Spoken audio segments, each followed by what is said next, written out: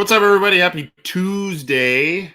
I'm Anthony Cosenza with CincyJungle.com and the Orange and Black Insider Bengals podcast, coming at you with our usual weekly ritual, the water cooler chat. I'm debating changing the name of that. I don't know how I'm feeling about the name of that, but at any rate, that's what it's currently called, the water cooler chat, where, like in days of yore, you would gather around a water cooler with your coworkers, your friends, your colleagues, talk about sports, talk about life, talk about all kinds of different things. And we are here to talk about the Cincinnati Bengals, the AFC North. Oh, by the way, the Bengals and the AFC North have a divisional clash this week. So we're going to talk about that a little bit. And of course, the rest of the NFL, get you prepared and caught up with everything that is going on in the league, going on in the AFC North and all that good stuff. We're going to try and get through this pretty quickly. We've got a lot to get to, and I am quite truthfully a little pressed on time, both for the website stuff, the podcast stuff, personal stuff, all kinds of different things. But we're going to get to it. We're going to get to everything, and good to see everybody after. See everybody live here in the live chats, and if you are not able to join us live, you can always download the show via our YouTube channel. There's a little, I think it's right there. There's a little icon.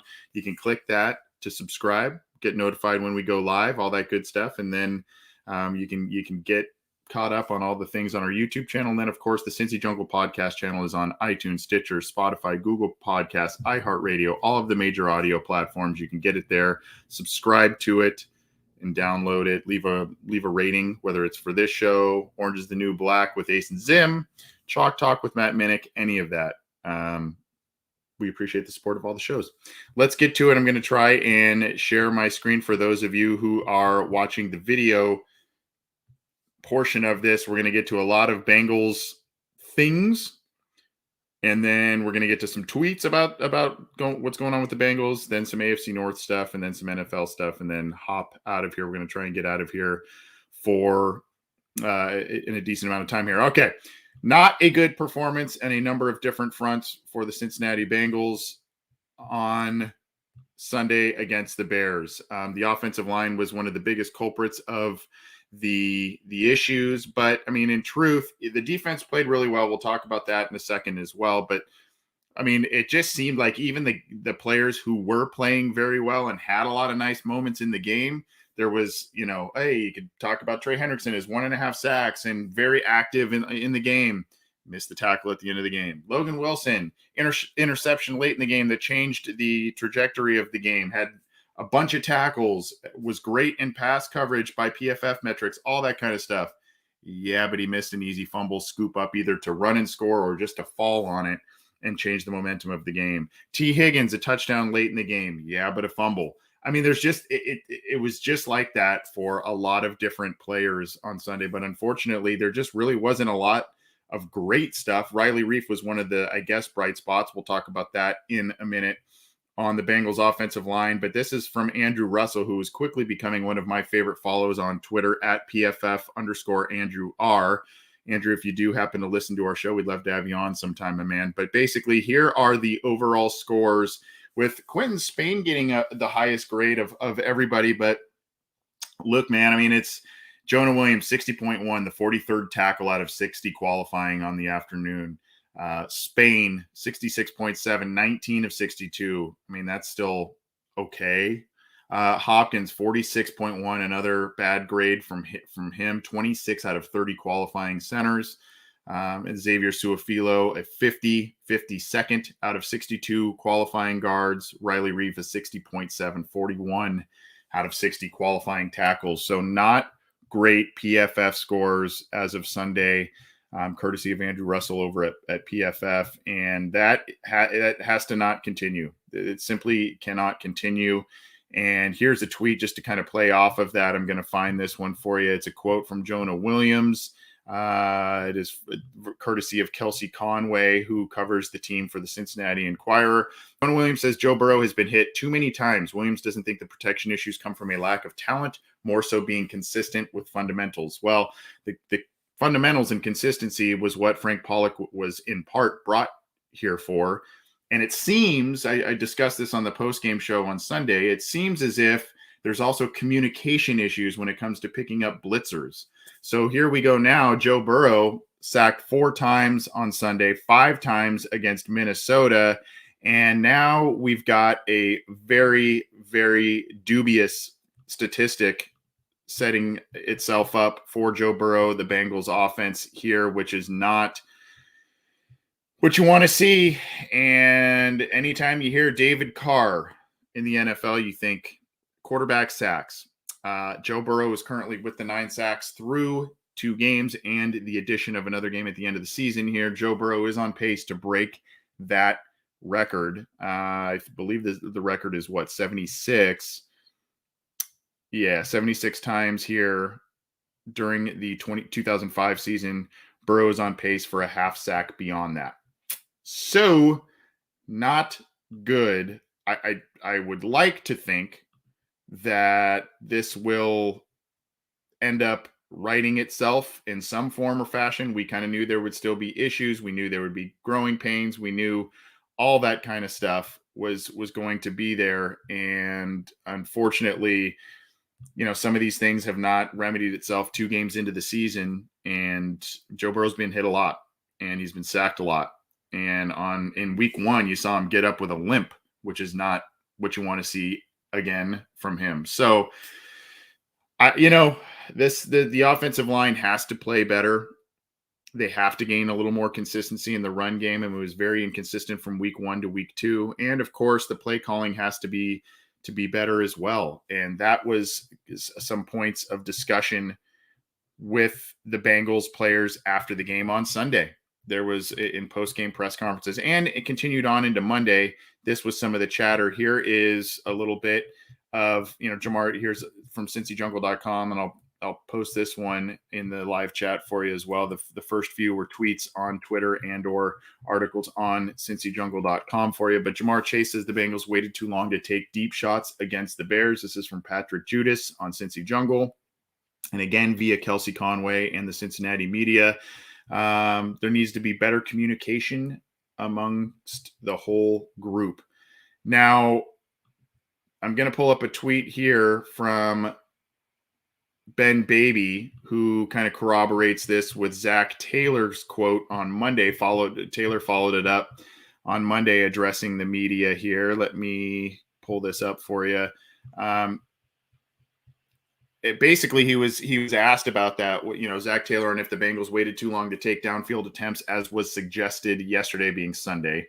Quote, "We had the shots called. Sometimes the coverage takes that away." So apparently, according to Zach Taylor, they had some deep shots called early in the game, did not end up taking advantage of that either because the coverage took it away late. They disguised the coverage. There's a nice video from my colleague John Sheeran on his Twitter account in response to this tweet where he shows kind of a late movement from a defensive back to move deep on what looked like a play they were going to go deep. And then, of course, sometimes the protection just doesn't hold up. There were coverage sacks on some of these deep, longer developing routes. I believe some folks credited 1 or 2 coverage sacks of those 4 out there. So that's, that obviously can hinder a deep ball possibility. But the Bengals need to open up the playbook, and it's just very, very weird. They didn't take a lot of shots against the Bears based on the success that the Rams had doing so just a week earlier. And you would have thought that they would have taken more shots downfield, particularly with Jamar Chase now looking like a legitimate deep threat for this team. 2 touchdowns, 50-yarder in the opener and another 42-yarder here against the Bears. And he had another one a few plays before that 42-yarder. He had his cornerback beat down the left sideline. So the Bengals need to start taking some more shots. They need to be a little bit more aggressive, but they also need to walk a fine line of protecting their quarterback and not setting him up to take these big shots. So there's a fine line to walk there for sure. Let's keep rolling on here with some stats, and then we'll get into some news that came up Tuesday about the Bengals and where they're at with injuries and roster moves and all that kind of different stuff Here's a little bit more on the offensive line. We keep talking about it, but Riley Reiff is currently tied for third in the league, and this is as of yesterday. This morning via Ben Baby of ESPN, friend of our show. Bengals right tackle Riley Reiff currently tied for third in the league in pass block win rate as a tackle. Left tackle Jonah Williams is 17th. Take that for what you will, but Riley Reiff is doing well in pass block win rate. And that's one of the major areas in which why they signed him. He is a capable guy, but unfortunately just the interior of the offensive line isn't holding up as well as you would hope. The team in general is not picking up stunts or blitzes as well as you would hope. So that's something that has to be cleaned up for sure. And then this to follow that up, this was from last night. Again, from Ben Baby of ESPN. Coming into the Monday Night Football game, the Bengals ranked 7th in the league in pass block win rate. So I think this also still points to what I was kind of saying yesterday a little bit in terms of the Bengals this year, as opposed to last year. The Bengals offensive line were not winning these one-on-one matchups in terms of their offensive line and their assignments against a defensive line where teams weren't sending blitzers, etc. They weren't last year winning those matchups. These one-on-ones or occasional double teams against standard defensive linemen that are coming at them, non-blitzers, you can see they're winning their pass blocks that are asked of them. It's the picking up of blitzers this year. It's the communication issues that appear to be the problem and why Joe Burrow is getting hit, getting sacked, and the picking up of the blitzes is an issue that they're going to need to really address in the coming weeks here, particularly as they get set to take on the Pittsburgh Steelers. And they have given the Bengals offensive line fits for years and years and years, especially recently. So Riley Reiff is going to need to continue to be a major factor in this game, depending on what the status is with TJ Watt. We'll talk about that in just a little bit. Alex Highsmith as well. There's a lot of stuff going on with the Steelers. Continuing on let's continue on the ranking and where the Bengals are at with some of these things. Again, I'm leaning hard on my bud Ben Baby here. Bengals defense is doing some nice things. Yes, they had a couple of missed plays, a missed fumble recovery by Logan Wilson, but they're 206 yards of offense allowed on the Bears' home field. They forced a turnover late. They sacked the quarterback 3 times. I think they've got 6 or 7 sacks in the first 2 games alone. I think they have 7 actually, and that's over half of what the defensive line accounted for all of last year. So I mean, they're getting after the quarterback. They're getting after the quarterback, and a lot of different guys are getting in there. But you can see here some notable Bengals defensive ranks: yards allowed per play, 4th; points allowed per in a drive, 7th; punts for drive, 3rd. And sacks per drop back, 7th. That's a big one. That's a big improvement compared to what we've seen in the last couple of years. So you can see here Ben Baby noting great start to the year for defensive coordinator Lou Anarumo's unit. They're doing enough to keep the Bengals in games and keeping things winnable. So that's some really, really good news on the defensive front. Hopefully they stay healthy. Hopefully they're able to continue this momentum and growth that we've seen. Here's Eric Kinzer on our live YouTube chat. Defense has been pretty dang good. What a welcome surprise. I mean, they're doing enough. They're doing enough to keep the Bengals in games here. One last, as we're talking about the defense, and then we'll transition into some news as we go into week 3 for the Cincinnati Bengals. Again, my guy, Andrew Russell with PFF at PFF _ Andrew R. BJ Hill is the Bengals' highest graded player through 2 games at 85.6 overall. He's only played 44 snaps. Let's say a minimum of 75 snaps. DJ Reader is the highest at 81 and minimum 100 snaps. Logan Wilson at 79.6 overall. And then he notes the big money spent on defense is working. But you're seeing here the highest rated Bengals players by PFF standards are all on defense. And BJ Hill, what an acquisition he has become. A guy who didn't do all that much with New York. The Bengals were able to parlay a Billy Price trade into getting him. And, he came in, had 2 sacks in the opener, has been a very active player and a great rotational piece on that line. Ogunjobi doing some nice things. DJ Reader doing some nice things. Hendrickson doing some nice things. Hubbard's in there on some plays. You even see some Cam Sample in there with some pressures and whatnot. So, this rotation, what they're doing up front is working for them, really working for them. Let's keep rolling on here.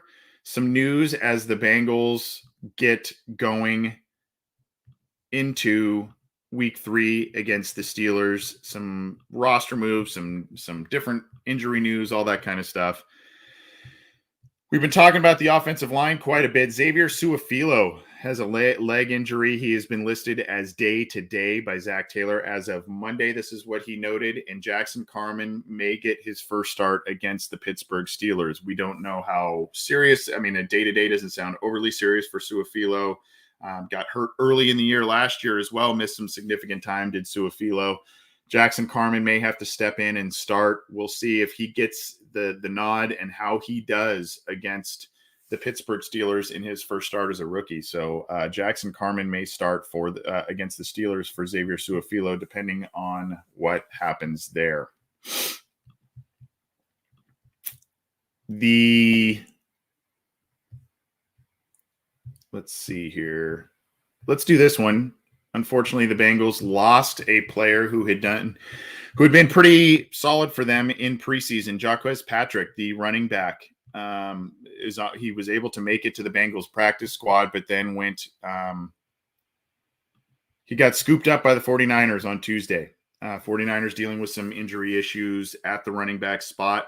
Good spot for Patrick. I mean, the 49ers know how to run the football. They have an outstanding offensive line, and they've taken a lot of low picks, undrafted guys, and made them into kind of household names over the past couple of years because of what they're able to do up front, the system that they employ, and everything. So Jaquez Patrick, good situation for him. Bummer for the Bengals.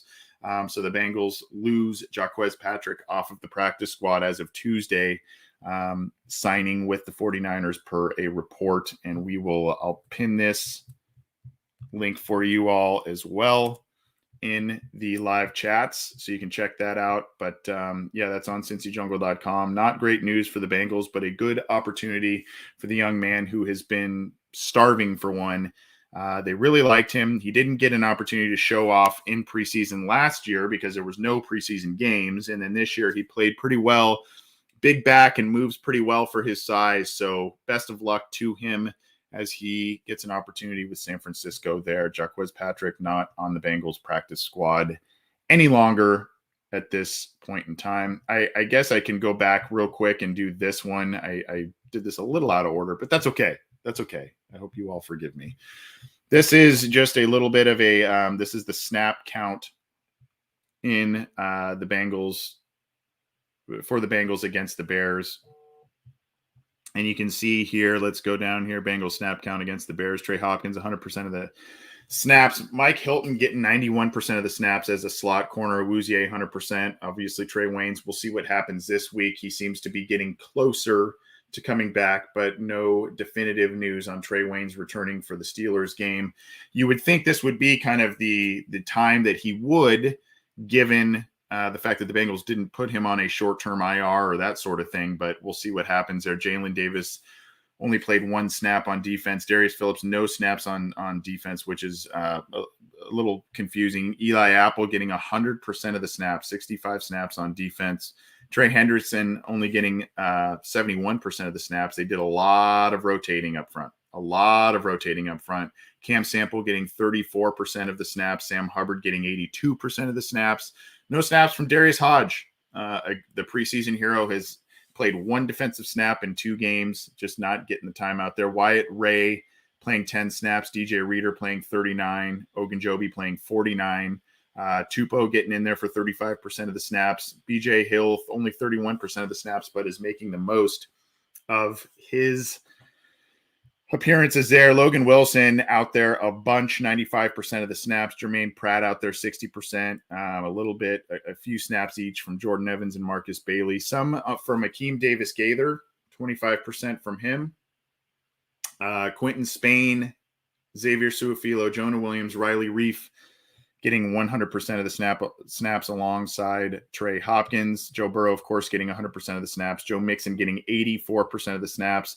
Samaje Perine getting 3 snaps on offense, no touches. Chris Evans getting 2 snaps, had the 1 catch on a 3rd and long that did not convert. Sean Davis, new acquisition and call up from the practice squad, former Steeler, got 7 snaps on defense. Von Bell getting 100% of the snaps. Jesse Bates the same.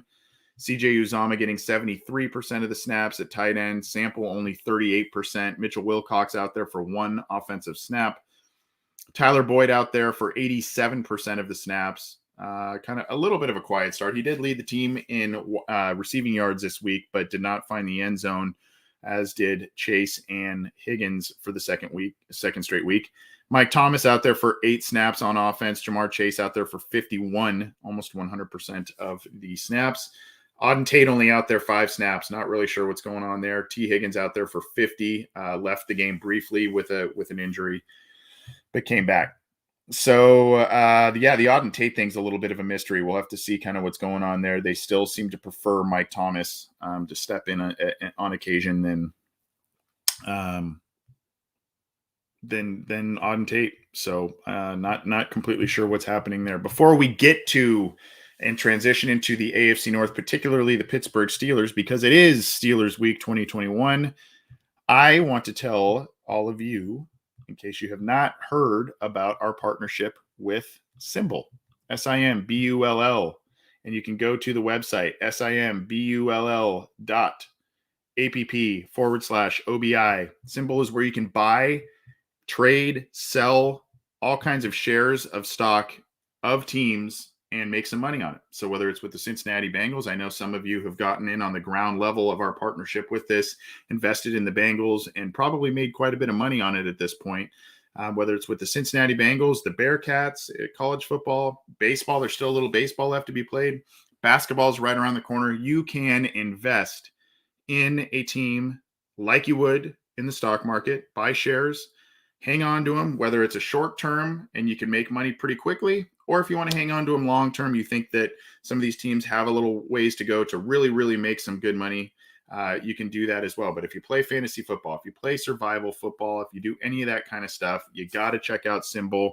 And you get a free week of Simbull Gold if you use the promo code OBI, of course, short for Orange and Black Insider. So go check out Simbull, simbull.app/OBI, and use the promo code OBI to take advantage of the partnership discount we have with them. So we are really stoked to be continuing to partner with them through the regular season. Let's keep it rolling. The Steelers are a little bit dinged up at this point in time as they get ready to face the Bengals. You can see here, this is from behind the steel curtain, our counterparts on the SB Nation network. I will put this in the live chat as well. This is the injury report here as of this morning.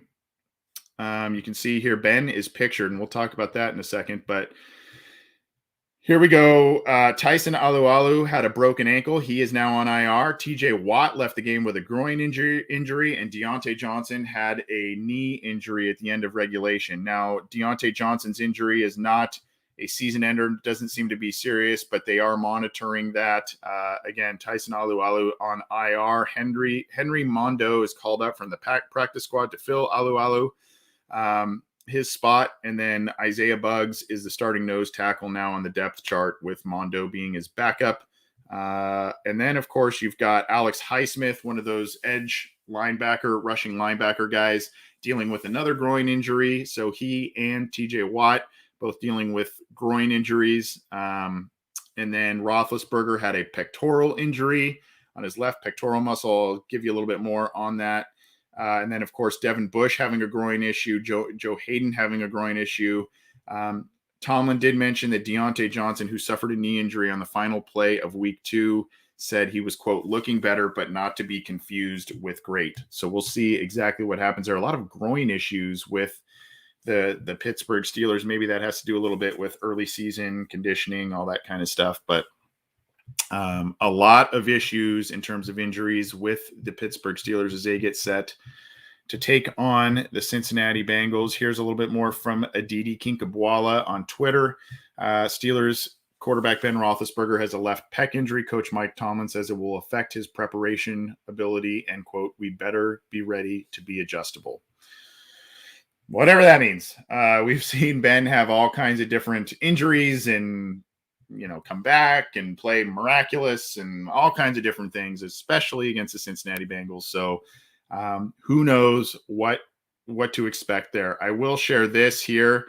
This is from a post-game press conference. Ben Roethlisberger just basically saying he has to play better. The team has to play better after the loss to the Raiders. So hopefully you can hear this one, and I'll play this. I'll share it and play it for you all here.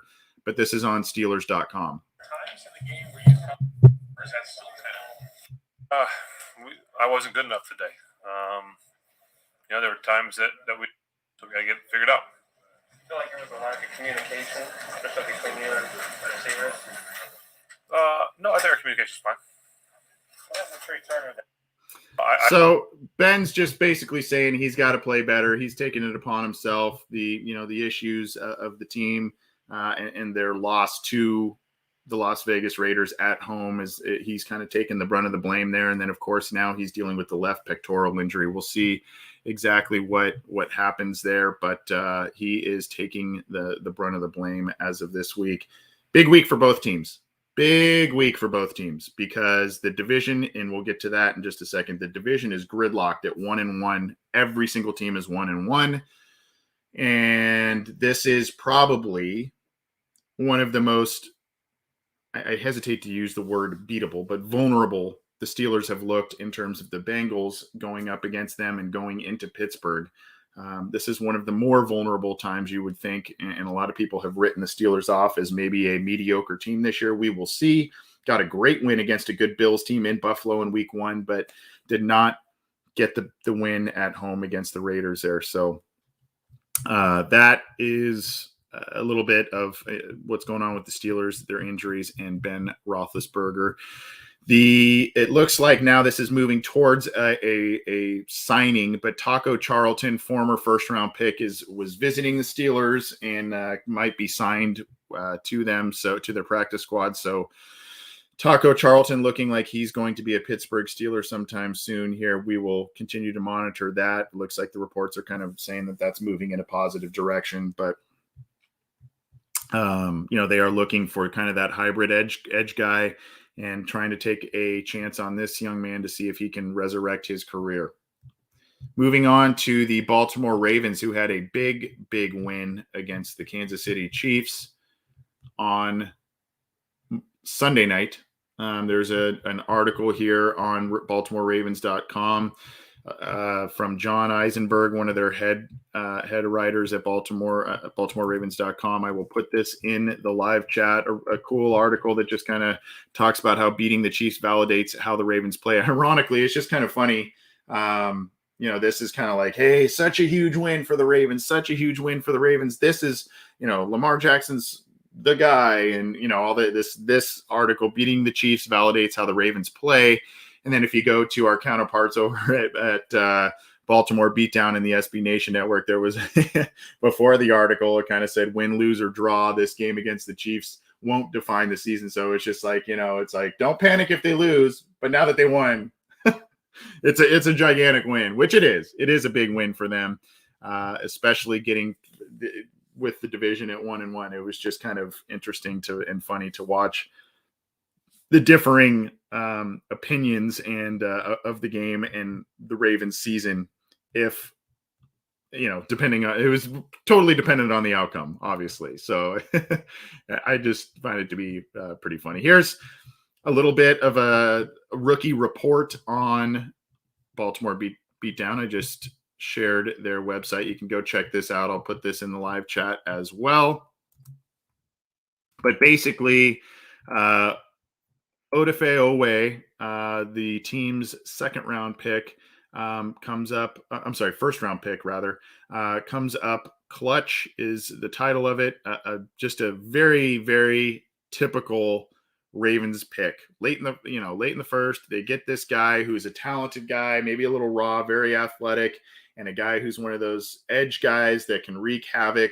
And he is doing so. And they're saying he could be a defensive rookie of the year candidate here.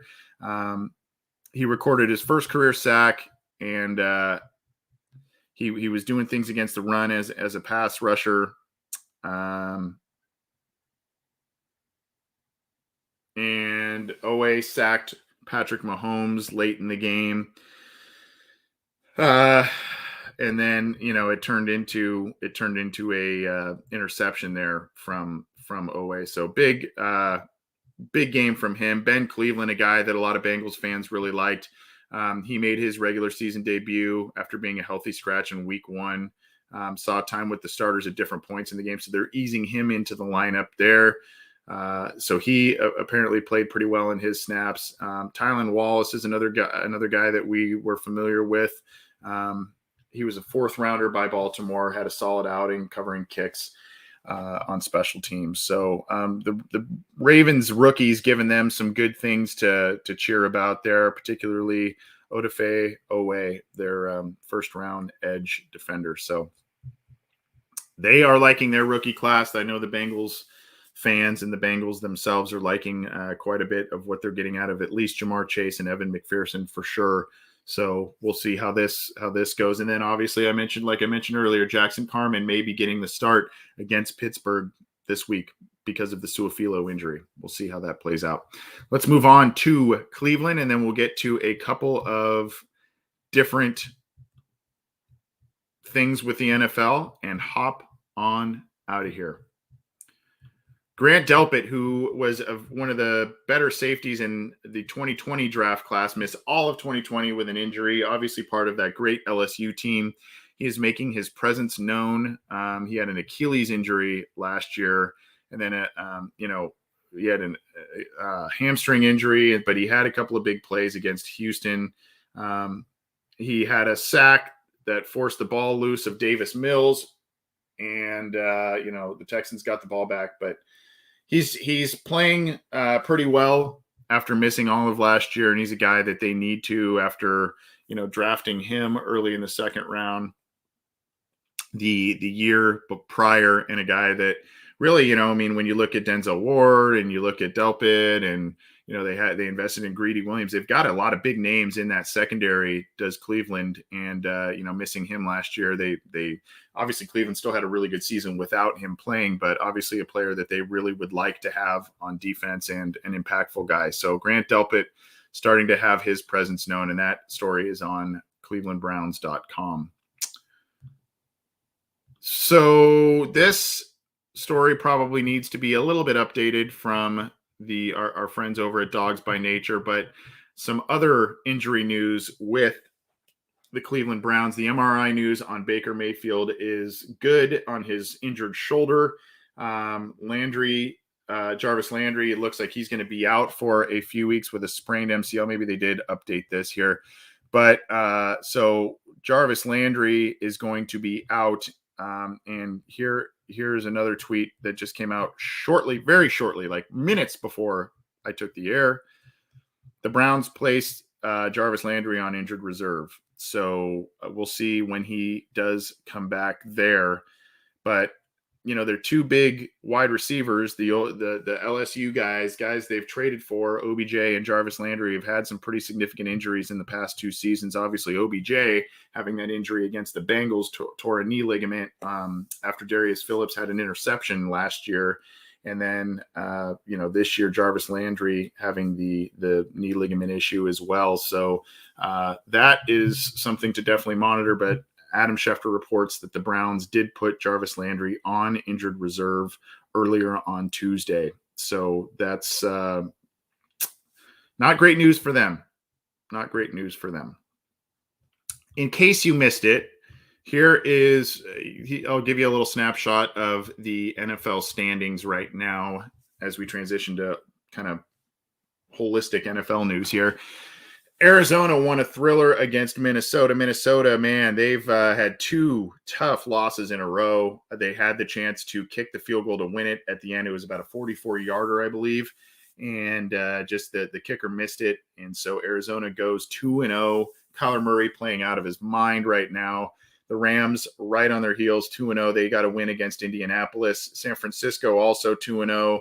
They're playing good football. And I mentioned earlier, they just grabbed Jarquez Patrick off of the Bengals practice squad. So he may get some time there based on all the running back injuries they have. The Seahawks at 1-1. So a very competitive division there. The NFC South, the Panthers are 2-0. They're playing really good football. Sam Darnold getting a nice career resurgence, finally surrounded with some talent and an offensive-minded head coach in Matt Rule. And, he's doing some things and working some magic down there. They're atop the division along with Tampa Bay, both at 2-0. The Saints are 1-1, and the Falcons are 0-2 in the NFC South. We go to the NFC North. Packers rebound nicely, and I'm not a Packers guy, but they were my survival pick this week, and it got a little scary through about 2-3 quarters there, but Green Bay pulls it out over Detroit, pulls away late. They are atop the division 1-1. Of course, the Bears beat the Bengals to get to 1-1 after getting shellacked by the Rams on week 1 Sunday night. Minnesota, the 2 tough losses. Look at the points forced and points allowed. Good God, 61 points allowed, and they've lost 2 games by 4 points. Oh, that's rough. The Lions, on the other hand, completely the opposite. They have a point differential of -26. Yikes. NFC East, the Washington football team, 1-1. Dallas, 1-1. They got an ugly win against the Los Angeles Chargers. Look at their net points, just 1.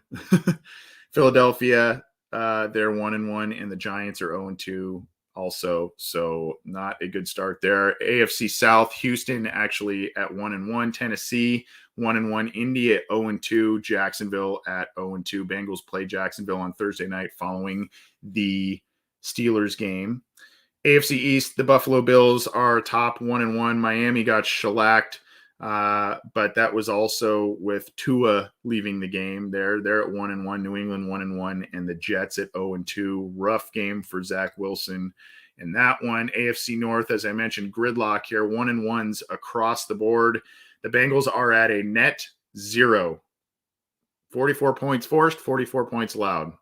Go figure that one out. And then, actually, the Ravens and the Steelers are in the minus category. They've allowed more points than they have scored so far. But big showdown here between the Bengals and the Steelers. And then the Browns have the Bears this week. So we'll see what happens there. And then the West, the Raiders are atop 2-0. Big win against the Steelers. Broncos are also 2-0. Teddy Bridgewater playing efficient football. Kansas City, that big loss to Baltimore, 1-1. And the Chargers are 1-1 after that loss to Dallas. So that's where the standings are at this point in time.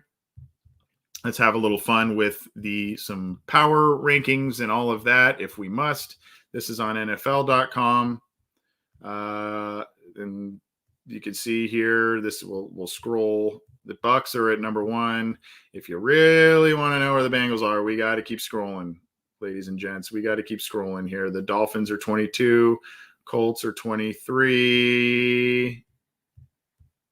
Bears are 25. So you got to figure, there they are, 26. Moved down 3 spots did the Bengals, according to NFL.com. And then, of course, they note the sacks, the hits on Joe Burrow, all of that. So there is the link to that on NFL.com. I will leave that for all of you to peruse. But, basically it's happening again. The Bengals are struggling to protect Joe Burrow, and the feeling of impending disaster once more looms in the Queen City. The sky is falling, is what everybody's saying. We'll see. If the Bengals rebound nicely against the Steelers this week, I think we'll be singing a different tune. But they gotta play pretty much mistake-free football in order to get that one in Pittsburgh. That's going to be a tough one.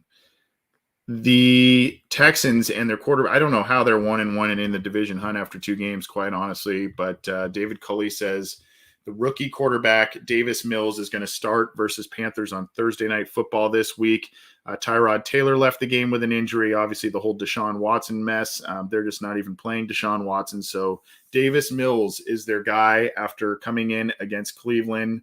Did some things against them, but I don't know that Davis Mills is going to be a guy that, at this point at least, strikes true fear into a team. But Head coach David Culley says the Texans rookie quarterback Davis Mills will start against the Panthers this week. Go figure that one out. Then you've got Aaron Rodgers, of course, having to do his little remarks after the game. And a good win for him. Look, I mean, the Packers got embarrassed in week 1. Absolutely embarrassed. And a lot of people are saying, Rodgers doesn't want to be there. He doesn't want to play football anymore, all that kind of stuff. Well, Rodgers called all those people trolls. And the quote is nice to, quote, get the trolls off our backs, at least for a week. Saying, quote, I don't know. I think we maybe tried to show that we cared a little bit more tonight, he said in a post-game interview, kind of being a little snarky on that one. I just think people like to say a lot of bull blank, and it's nice to come back in here after a game like that. So calling the haters trolls and all of that, but hey, I guess you can kind of do that stuff if you're Aaron Rodgers and you come up with a win, right? I mean, that's hard to dispute that. Now let's go to CBS Sports, a couple of fun ones here, and then we will bounce out of here. This is the Week 3 picks by John Breach. Do you happen to know who John Breach's dad is? Jim Breach, one of the best Bengals kickers of all time, if not the best Bengals kicker of all time. So John Breach of CBS Sports doing his picks. He did pick the Bengals to win against Minnesota in a very really how it kind of played out. So at any rate, he's got all of his picks. Let's see if we can get to I probably should have queued up the actual the actual Bengals game itself, but man, this is down here.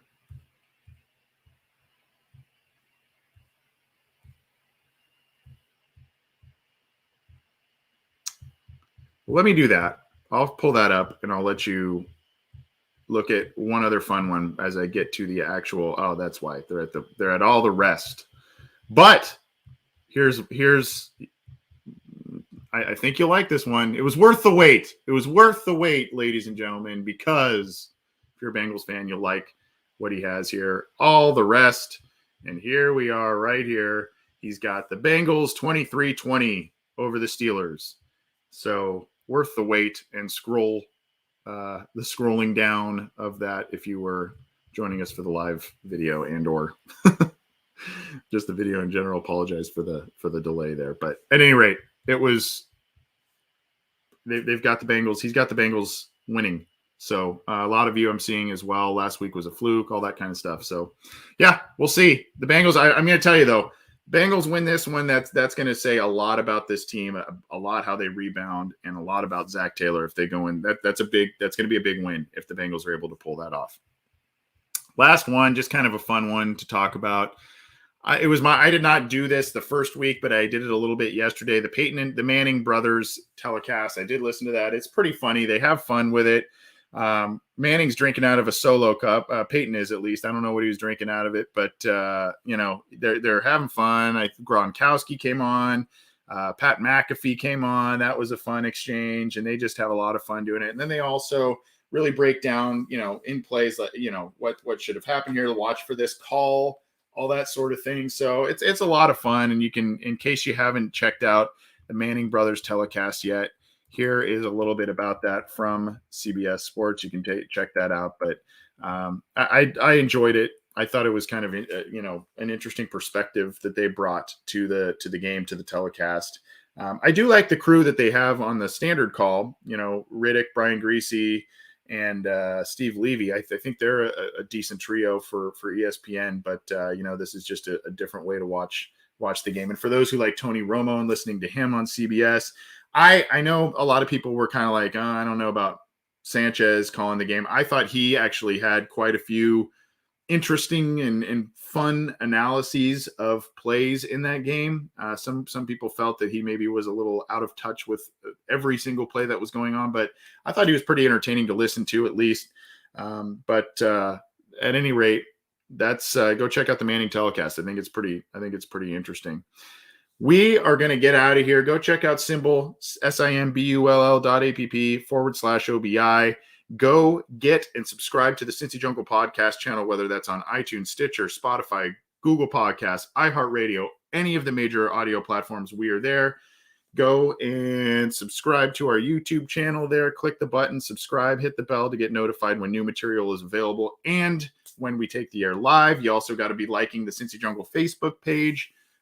We've got an Instagram page, all that stuff. And then, of course, all the news, opinions, analysis, stories, all of that are on cincyjungle.com. So check that out. We've got a lot of stuff coming at you on the podcast this week. We've got a peek over the other side of the fence with a guest on the show. John and I are doing our deep dive on Wednesday. We've got some fantasy football stuff coming. We've got all kinds of different things. And then that's just our show as part of the Cincy Jungle podcast channel. That's not even talking about Ace and Zim, who, oh, by the way, chatted with Willie Anderson on Sunday night. So go check that one out.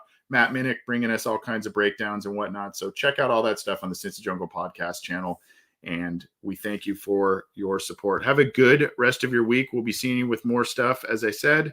And let's hope the Bengals rebound nicely against the Steelers this Sunday. It is my birthday later this week, so it'd be a nice birthday present for me. But, hey, who the heck am I, right? Take it easy, everybody.